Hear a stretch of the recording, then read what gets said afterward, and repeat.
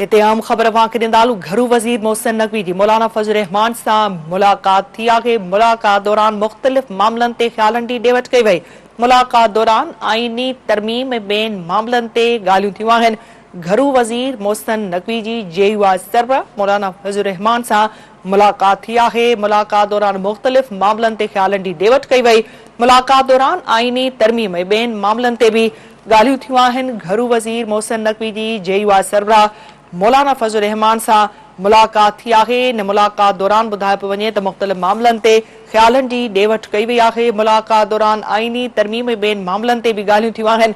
घरू वज़ीर मोहसिन नक़वी जी जेयुआ सरबराह मौलाना फज़ल रहमान सां मुलाक़ात थी आहे। मुलाक़ात दौरान मुख़्तलिफ़ मामलनि ते ख़्यालनि जी ॾेवट कई वई आहे।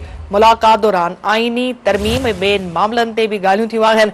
घरू वज़ीर मोहसिन नक़वी जी जेयुआ सरबराह मौलाना फज़ल रहमान सां मुलाक़ात थी आहे। ही अहम ख़बर नाज़रीन अवां सां शेयर कयूं पिया। घरू वज़ीर मोहसिन नक़वी जी जेयुआ सरबराह मौलाना फज़ल रहमान सां मुलाक़ात थी आहे। अहम ख़बर खां अवां खे हिकु भेरो ॿीहर अपडेट कंदा हलूं।